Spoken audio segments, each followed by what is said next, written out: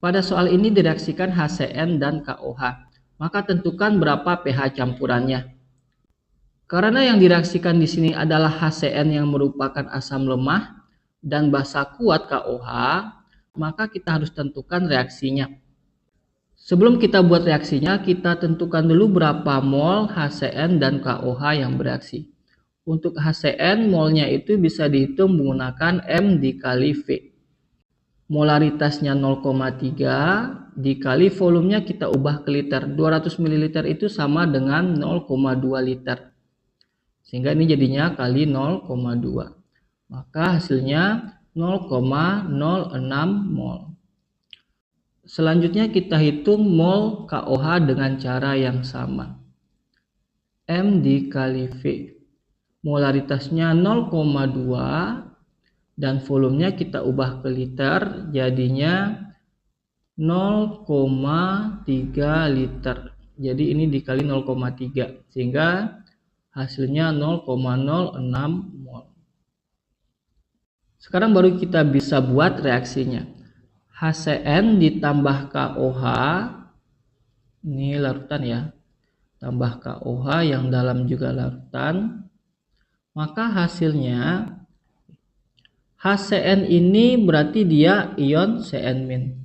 Sedangkan KOH ini K-nya itu ion K+.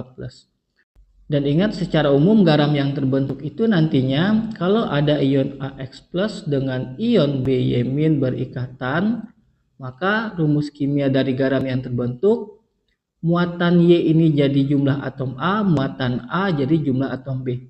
Di mana ini nantinya AY, BX. X dan Y itu harus bilangan bulat sederhana ya. Karena yang bereaksi di sini ion K+ dan Cn-, maka garamnya menjadi KCN. Ditambah pastinya air. Ini fasanya aqueous dan ini liquid. Dan reaksi ini kita setarakan, semua koefisiennya adalah 1. Kalian bisa cek sendiri. Baru kita bikin MRS-nya. Mula-mula reaksi yang bersisa. Mula-mulanya HCN 0,06 mol, lalu KOH-nya juga sama 0,06 mol. Lalu untuk menentukan berapa banyak yang bereaksi, kita tentukan reaktan pembatasnya. Kita bagi mol masing-masing mereka dengan koefisien reaksi yang udah setara. Untuk HCN kita bagi molnya dengan koefisiennya yang udah setara. Ini 0,06. KOH juga begitu, bagi 0,06 dengan koefisiennya. Hasilnya 0,06. Karena nilainya sama-sama 0,06, maka keduanya sama-sama habis bereaksi. Jadi di bagian R ini HCN-nya berkurang 0,06, bereaksi semuanya ya. Ini juga sama 0,06 mol. Karena HCN dan KOH sama-sama habis, dan yang habis itu menjadi patokan untuk menentukan jumlah mol yang lain, maka bisa kita pakai salah satunya aja. Nah, di sini kita gunakan aja HCN sebagai patokannya.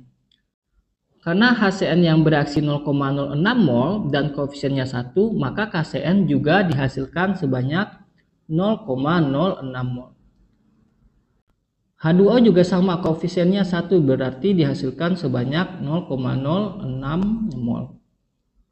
Sekarang kita hitung berapa sisanya. Untuk HCN 0,06 dikurang 0,06 jadinya habis. Itu juga dengan KOH juga habis. Ini awalnya nggak ada ya. Untuk KCN jadinya 0,06 mol. Karena 0 ditambah 0,06. Gitu juga air 0,06 mol. Di akhir reaksi yang bersisa itu adalah garam KCN dengan air. Nah, karena di akhir reaksi cuma ada garam aja, maka pH-nya kita hitung berdasarkan konsep hidrolisis. Jadi patokan kita nanti adalah KCN untuk menghitung pH-nya. Sekarang kita tentukan konsentrasi dari KCN setelah reaksi. Molaritas KCN itu sama dengan N per volume. Nah, karena ini adalah volume campuran, maka volumenya ini harus volume total. Mol dari KCN 0,06 Sedangkan volume gabungan keduanya 0,2 liter ditambah 0,3 liter. Ini 0,06 mol dibagi 0,5 liter. 0,06 dibagi 0,5 jadinya 0,12 molar. Nah, inilah konsentrasi KCN-nya. Sebelum menentukan pH-nya, kita tentukan dulu sifat garamnya. KCN ini terbentuk dari KOH tadi dan HCN. KOH itu basa kuat, sedangkan HCN itu asam lemah. Yang kuat menentukan sifat garamnya, sehingga garamnya bersifat basa. Sekarang kita tentukan dulu reaksi disosiasi dari garamnya. KCN di dalam air akan terdisosiasi menjadi ion K+ ditambah ion Cn-. Ini semua koefisiennya 1 ya. Konsentrasi KCN itu 0,12 m. Nah, karena semua koefisiennya sama ya, sama-sama 1, maka K+-nya konsentrasinya juga 12 m, gitu juga Cn- 0,12 m. Lalu karena ini garam basa, kita tentukan konsentrasi ion OH-nya. Di mana untuk garam basa pada reaksi hidrolisis, konsentrasi ion OH- Kw per Ka dikali konsentrasi ion negatif pada garamnya. Kw-nya itu 10 pangkat min 14, sedangkan Ka-nya tadi 1,2 kali 10 pangkat min 5.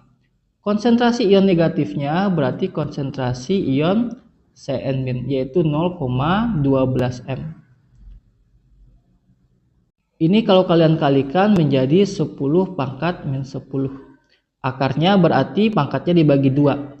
Jadinya 10 pangkat min 5. Nah, inilah konsentrasi dari ion OH-nya. Karena kita punya OH-, maka yang kita tentukan pertama kali adalah pOH-nya. pOH itu min log konsentrasi ion OH-. Min log 10 pangkat min 5. Dan ingat, min log dari 10 pangkat min A itu sama dengan A. Sehingga yang ini min log 10 pangkat min 5 itu sama dengan 5. Nah, itulah pOH-nya. Maka bisa kita tentukan pH-nya sekarang, di mana pH ditambah pOH itu sama dengan 14. Sehingga pH 14 dikurang pOH. Maka 14 dikurang 5 jadinya 9. Nah, inilah pH campurannya.